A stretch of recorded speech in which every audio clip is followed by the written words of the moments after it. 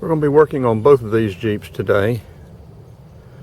On this 95 Grand Cherokee 5.2 liter V8, we're going to be replacing the power steering pump. On the 97 Cherokee, I got a O2 sensor code, and it gives a hesitation when you accelerate, like a bog. It just bogs out and then it'll pick up. Sometimes it'll spit. And I did get a O2 sensor code, so I'm going to pick up a O2 sensor and replace that in that one. Okay, today we're going to change out this power steering pump. This is a Jeep Grand Cherokee 1995 5.2 liter V8, and I have changed this pump out several times before. This vehicle has 353,000 miles on it. It's on its third transmission, but we won't get into that. These are the things I know we'll need. Need a pair of adjustable pliers to get that clamp off the hose, 15 millimeter to release the tension on the belt, a 5/8 to loosen the bolt on the other hose of the power steering pump, and I think a 10 millimeter to get the 3 bolts off holding it on. The kit comes with an O-ring for the pressure line, power steering fluid, and this puller to change the pulley. I have used it before, but I'll have to figure out how to put it back on and get that pulley off and the other one back on. First thing I'll do is go ahead and take the tension off of the belt and then go from there. To get the tension off the belt, I've just put the 15 millimeter on the tensioner nut. I'm going to rotate it clockwise and take the belt off.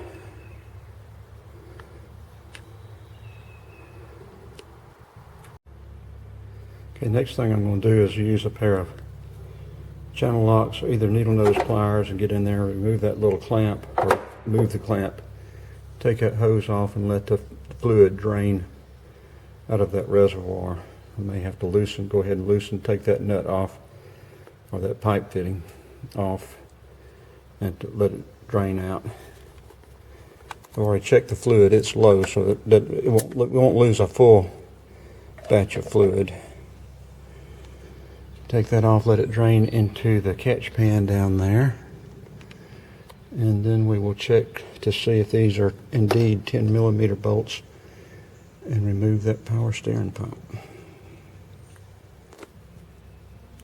I think I had my finger on the mic. Next thing we're going to do is remove that clamp, take that hose off and let the fluid drain out into the catch pan down below. Loosen the upper hose. I've already checked the fluid, it's low, it's not out, but it is low, so we won't lose a full batch of fluid. Then we'll check and find out for sure if these 3 bolts in here are 10 millimeter and remove that power steering pump. Well, they're not 10 millimeter, they're 1/2 inch. I just used a 1/2 inch socket, short extension. A little hard to get on to, but not too bad. And a short ratchet. And you can rotate that pulley to get to each one. Okay, now we've got to figure out how to get the pulley off, and I think I've got it figured out. These 2 halves will hook in behind that pulley lift there.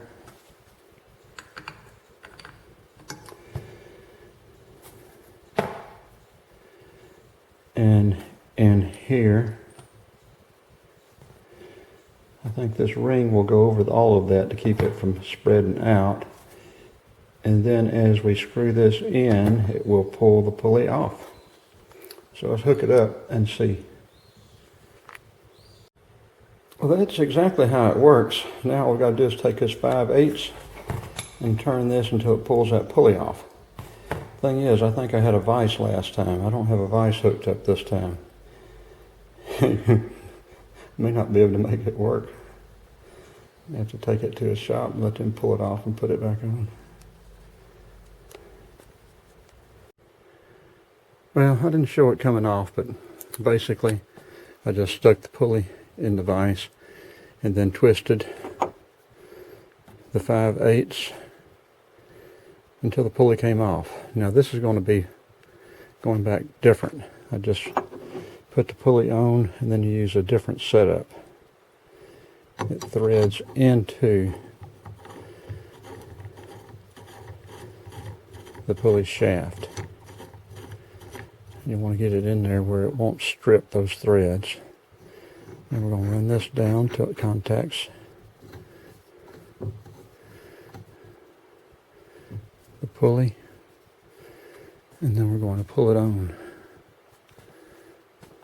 by using this. Okay, in case you couldn't see this down in the basement, I just threaded this piece of the puller into the threads there, bottomed out so it wouldn't strip out, then ran this down tight, and then just turned it until it pulled the pulley until it stopped. That had the pulley and the puller flush with the shaft, so that way you know it's seated to the right depth. I think you just missed some of that. But your pulley will be flush with the shaft. I guess they call that an internal pulley puller because it doesn't hook on the outside. It hooks on the inside and pulls it off. I don't know if I got it at Napa or whether I got it at one of the other parts stores. I think it was about 40 bucks. I went on and got the power steering pump with the reservoir too. I didn't know whether it may have been leaking from the reservoir. And it wasn't but about $8 more, I think, $8, $10, something like that. So I went on and got the one with the reservoir. And I usually buy Napa stuff. This is reman, but it has limited lifetime warranty. As long as you have your receipt, they'll give you another one. You'll have to put it on, but you'll get one free. They've given me a couple of different power steering pumps, alternators, water pumps, but you got to have your receipt. Okay, we've got everything back on, got everything bolted up tight. We're going to go ahead and check the belt for hooking it back up. It looks good. It's a fairly new belt anyway. I just wanted to check it. But yeah, I got those 3 bolts in. I got them tight. Got the top hose in and tight. The clamp on the bottom hose. So now we're just going to get the belt back on, put power steering fluid in it, crank it up and see how it does.